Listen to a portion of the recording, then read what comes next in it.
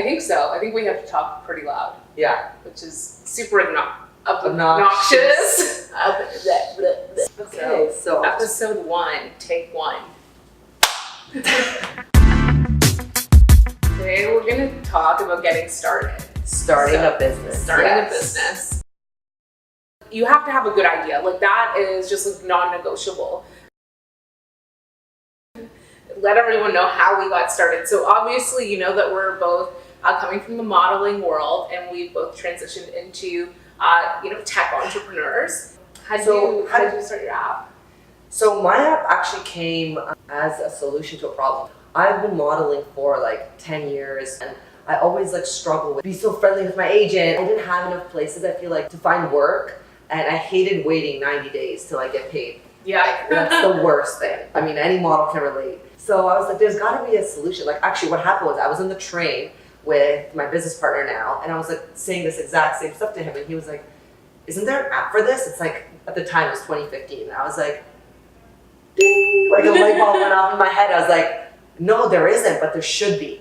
And so after that, I started planning and plotting, and that's kind of how it came about, as a solution to a problem that I personally encountered. Cool. How about you? Mine's a little embarrassing. I knew for quite some time that I wanted to get back into business. Building my app was actually my second business. I was texting this guy that I was talking to, and I had verbal diarrhea. I was just sending him long messages. They were paragraphs. I'm this is so embarrassing. Literally social suicide. And I was oh my gosh, he has a game on Tuesday. I gotta make sure that I remember to send him something, and all this stuff. I was just neurotic. And I was maybe I could schedule text messages, and I was looking for an app that would allow me to do that, and I couldn't find one. So I was you know what? I remember going out, and I texted him a whole 400-page novel, and he didn't respond when I woke up in the morning. I was fuck you then. I'm gonna just create my own thing, and you're gonna wish that you answered my text message. So yeah, it sounds like you had a problem yourself, and you had to come up with an embarrassing problem. Yeah. But yeah, I guess that's kind of how it works, right? So you created something that you wish existed, basically. Yeah.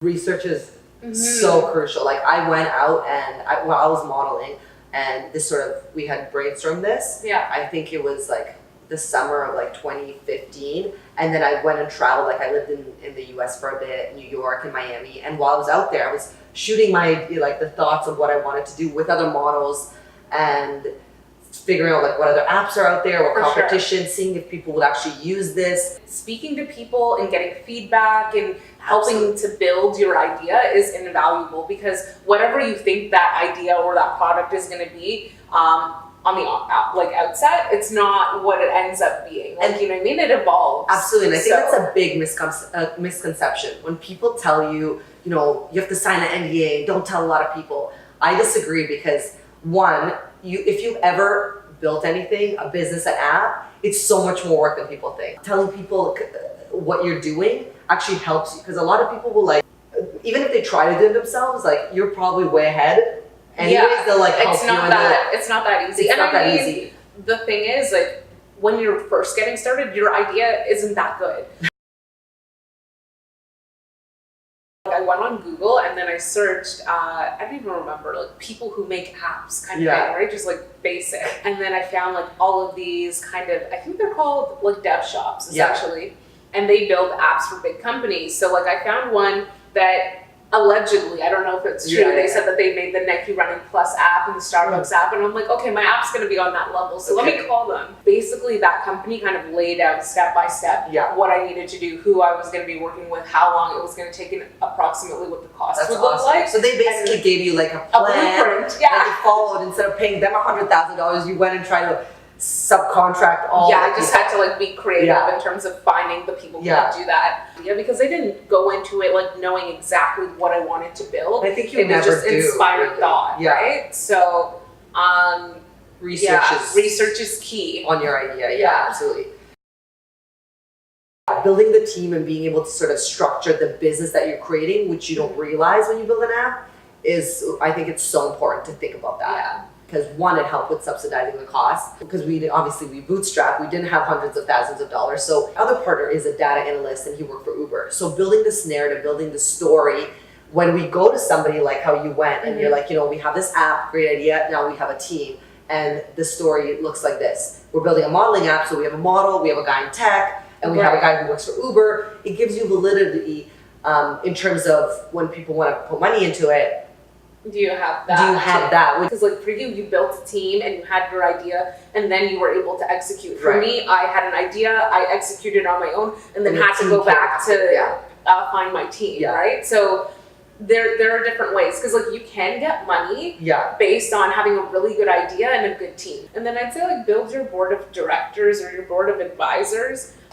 In the sense that you have people who you can go to like bounce ideas off of, and you just get used to having those type of conversations with people. Because nobody out there who's done anything has done it alone. So having a network of people, like you said, your committee, your board of advisors, these people that you can shoot your idea with, they're gonna help you one way or another. Like no one goes out there, and does it by themselves.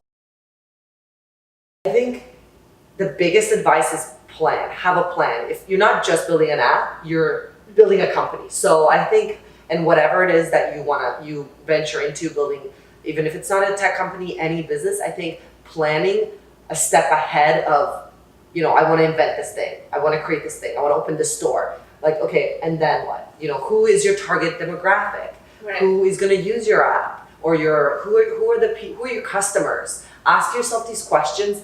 And I think you'll save yourself a lot of time and money later. Yeah, they're tough questions to ask, and nobody wants to shut their own idea down because you're like, I want to do this. I want to open a store. I want to create this clothing company. I want to open up this restaurant. But you have to think about it as a consumer of your own product. Like I think that, like you said, those three critical components, like having an idea, building a team, and executing, those are the pillars of what it takes to build a business. And maybe you might not do them in that order, right? But it's a flow, right? So you're gonna have an idea, and then maybe you're gonna find somebody that's gonna help you execute on that idea, or you're gonna do some things yourself, and then you're gonna like work back and forth through those three areas. The idea, the team, the execution, what flows in between there is timing and luck. Well, I think it's really hard as an entrepreneur. It's not a linear path to success. It's like this.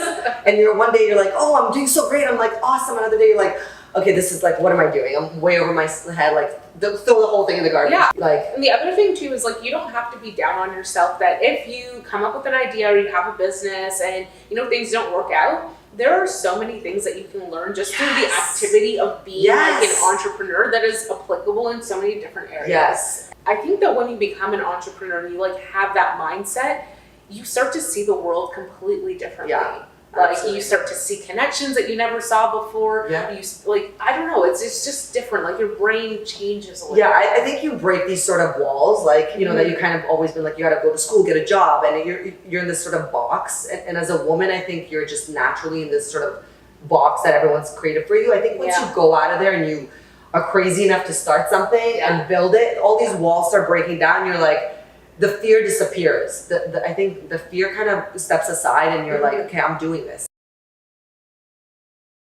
I want to just touch on some of the resources. Yes. So for me, I know that when I started, there were a couple books that I really liked. There's one called Business Model Generation or something like that. Okay. We'll share with you guys, all the resources that we throw it up there. Up there or down? Oh, like the book, like if you put a picture. Oh, we'll put a picture. Whatever. So I really like that because it kind of showed me the different areas of business and like how they all kind of work together, from customers to the different channels that you would use and who are your buyers. So it was really cool just to kind of like map things. This book, there is a little bit of reading, but it's kind of like a chart that you fill out. I see. And so it's visual. Okay. Yeah. I think that even till this day, I don't have like a full business plan because everything's changing. Yeah. So we have a deck. Yeah, like having a deck I think is important, yeah. but like a lot of people are like, you need a 50-page business plan and I'm like, for what? Like in technology, things are changing every day and you need to be able to like be fluid and move with how the industry is going. What are some of the like sites that you like? For example, I use Upwork. I think it's a great place to outsource and find like virtual assistants, some designers. Yeah. It's fairly cheap. For me, when I first got started to build up my BS detector, I was like, how do I get started? And I tried to learn how to code. Really? Yeah. That was never appealing to me because like in my mind, it was like sitting there in a dark room for hours looking at like what looked like the Matrix. I'm like, no, I did not do that. Yeah, I took a lot of courses on Coursera, which has like free courses from different universities all across the world, even some Ivy League schools. Like I think I took a course from Stanford on there. And General Assembly. It's like a website, and then they also have classes indoors. So like Cool. kind of like Brain Station, but Okay, it was I took before, some classes at Brain Station too. before It's Brain another great Station place, yeah. was came about. I found that to be very helpful because they talk to you a lot about the tech industry from the vantage point of somebody who's coming from outside of tech. So it was kind of watered down and easy to digest.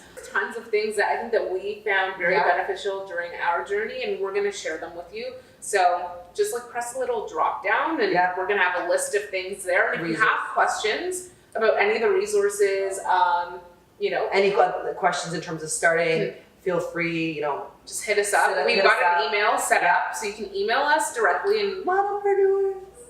Yeah, so we'll try to get to all of them, and we'll try to incorporate an episode. So for sure, we'll answer your questions. So that's just it on starting a business. Business 101.